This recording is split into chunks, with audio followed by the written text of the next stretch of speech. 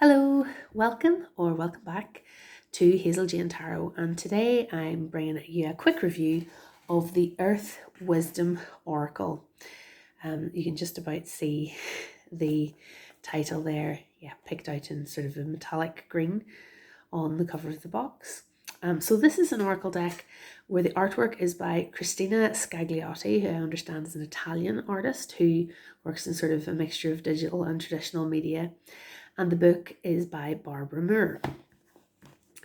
So the deck is published by Lo Scarabeo, and you can see from the back, you can tell that the guidebook's going to be in multiple languages that we also have on the back of the deck there. So I decided to purchase this deck because it was quite Irish looking and I'll show you a particular card in a minute that prompted me to make the purchase. Now I've had this deck for a while. It's quite a small deck. There's only 32 cards. Those are the back designs, which I really like. I love the various shades of green and the tree and the Celtic knotwork. It's really, really nice back design. And if you can see, I don't know if it's coming out terribly well in this light, but I've edged it with like a dark green Sharpie, which actually tones in quite well with the back, but it's a slightly brighter green to my naked eye than what's coming up as on camera here. Anyway, they weren't aged. I edged the deck when I got it.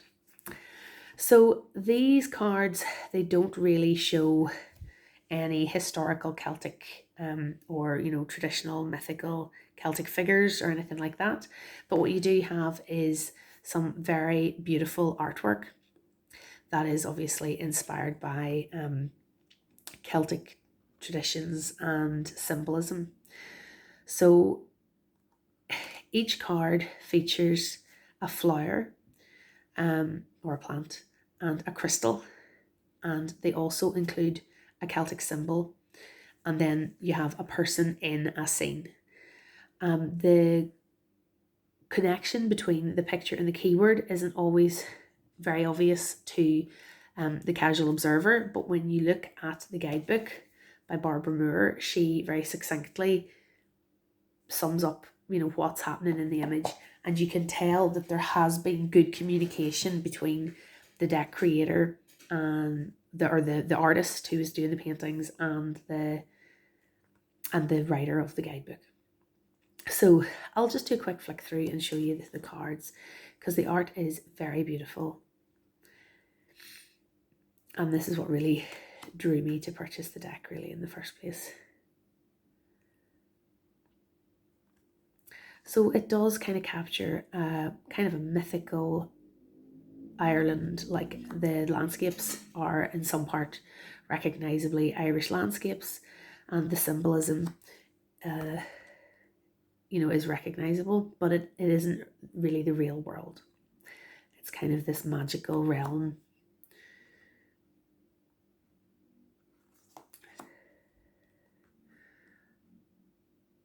Like this little standing stone that I believe is in County Fermanagh, like it's a real stone, but like you can't see the Northern Lights really from any part of Ireland, so that's more further north in Europe that you can see that. This is the reason I bought the deck. This landscape is not exactly, but it's inspired by the Giant's Causeway, which is this hexagonal rock formations, and it's on the Antrim coast, on the very north coast of Ireland, and that's not so very far away from where I live. So I really just liked seeing this recognisable landscape pop up in a card deck, and that was one of the things that prompted me to buy this deck. This isn't entirely unique to Ireland, although some of the tourist advertising would make you think that it was, but there's a similar rock formation in Scotland, so there's a myth to do with Finn McCool creating a land bridge between Scotland and Ireland by throwing him and this other giant throwing rocks at each other. And there's also a similar rock formation in Jeju Island in South Korea. So it's not totally unique to this part of the world, but I really liked seeing it in the deck. So you can see these little symbols popping up. There's that same symbol again in the various cards.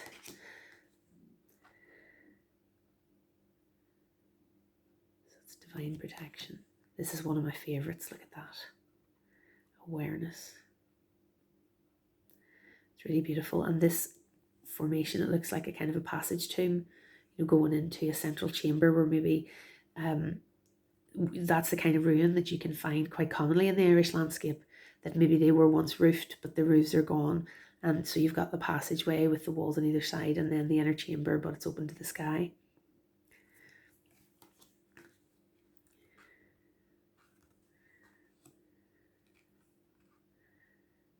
And of course the clothing, has a fantasy aspect to it as well. Everybody in this deck is white.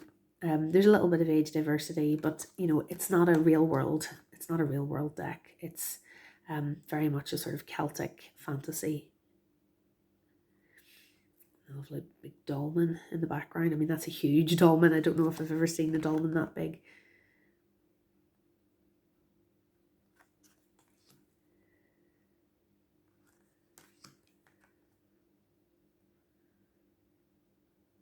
This is Shadow Treasures.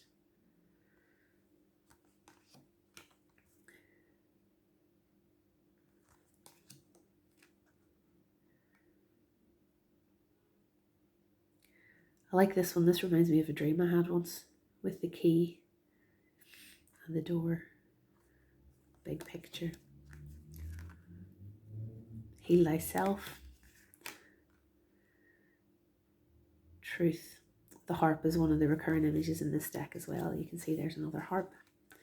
And just the standing stones in the landscape, that's a very recognisable sort of landscape for me. Divine Light, that's more like a Stonehenge, I guess. There's nothing that looks exactly like that in Ireland, so it's there's nothing in the book that doesn't claim that this is an Irish deck. It's just a Celtic deck, so that can include Britain as well, of course. This is another very recognisable looking landscape, the little tower and the standing stones and then marshy pond.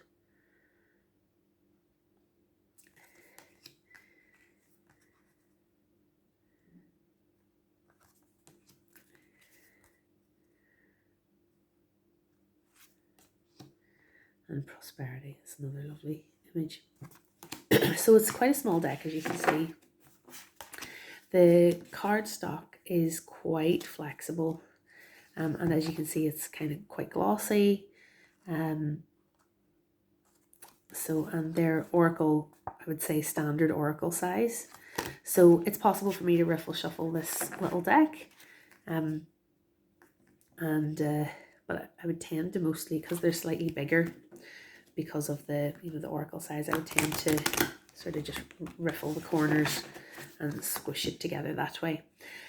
So it's a mass market deck, and as I say, it's quite small in terms of the number of cards, but the book really is pretty great. And this is one of those decks that until you've got to know it quite well, I think you're missing a trick if you don't use the guidebook for it. So let me just show you an example. I'll look up one of the cards. So here is Inspiration. Now I immediately look at this woman and a wolf standing in a snowy landscape, and inspiration is not the first thing that pops to mind. So I don't really understand the picture initially, and this is where the book really comes in. So first of all, the little book tells you about the Celtic symbols that have been used. So here we have the Awen, which is inspiration, essence, the balance of masculine and feminine energy, similar to a yin and yang symbol. So that's this symbol, and that comes up in a few different cards. Then if we look at the card itself, boundaries. So the plant that's being used is yarrow. No, sorry, that's not boundaries. Number 11. Yes, inspiration, sorry. So the plant being used is crocus. So we can see the crocuses coming up through the snow. And certainly in this part of the world, crocuses are one of the plants that show the beginning of spring. So it symbolizes new beginnings, joy, gentle strength, to be able to bloom through that snow. And then we have blue topaz as the stone that's associated with this card. And it says blue topaz is filled with glorious inspiration. So if you pulled this card, if you had an extensive crystal collection, you know, and you happen to have some blue topaz, you could pull it out and work with it. I certainly don't own all of the stones that are presented in this deck, but I like the way they've sort of woven the symbolism of the flowers and the crystals into the image. So then the longer card, meaning when life seems cold, grey, bleak, it can be hard to find inspiration to move forward. Colour and brilliance can be found even in the most monotone landscapes. Cling to the truth that spring always follows winter, and you will see the world with new eyes. Take a step toward a new beginning, confident in the promise of hope and joy. And then there's a little affirmation, quote, I am not afraid of the dark. I keep moving forward, secure in my faith that this will pass, that I will come through with renewed hope and joy. So you can see once you've read that card meaning written by Barbara Moore, you can understand more how this woman standing in the snow can be inspiration, because we have the crocuses and this idea. So the card meaning was really comes back to these flowers and this idea of the symbolism of spring coming and so on. I'll have a look at one more just to see again how the guidebook works. So we have this beautiful card, Awareness.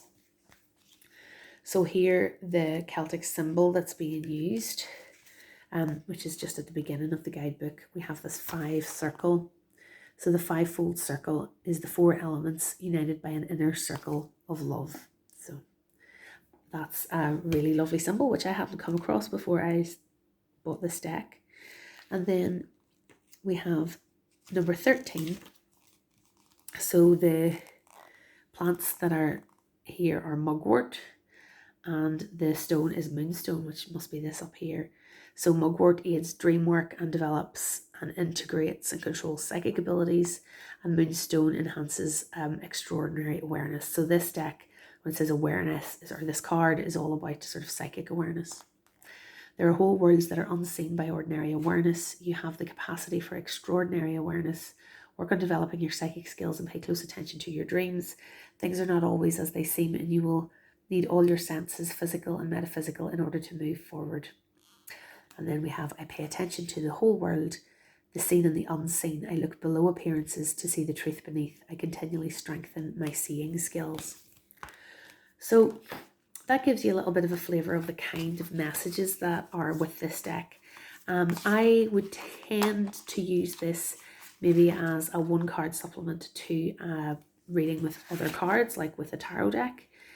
I have used it as 1-card pulls, but haven't found it always the best for a daily draw, because as you saw in that previous card meaning, sometimes the messages are quite big, and they do tend to have a kind of a slightly spiritual or magical bent to them. So it's a deck that I don't use really frequently, but I do enjoy it, and I will be hanging on to it. The artist, Christina Scagliotti, I believe, is the artist behind the Celtic Wisdom. Is it the Celtic Wisdom Tarot? Which I was very tempted to get because the art is the same, but I saw that the Fool was a leprechaun, and it kind of put me off. So if anybody has Christina Scagliotti's Celtic Tarot deck, it's not Celtic Wisdom, what is it? Sorry, if you have Christina Scagliotti's Celtic Tarot deck and you'd like to tell me about it in the comments below, I would love to hear what it's actually like to work with, because it's been on and off my wish list for quite a long time. So that is the Earth Wisdom Oracle, and yeah, it's a lovely little Celtic themed oracle deck. So thanks for watching, and I'd love to hear what you think about it in the comments below. Bye.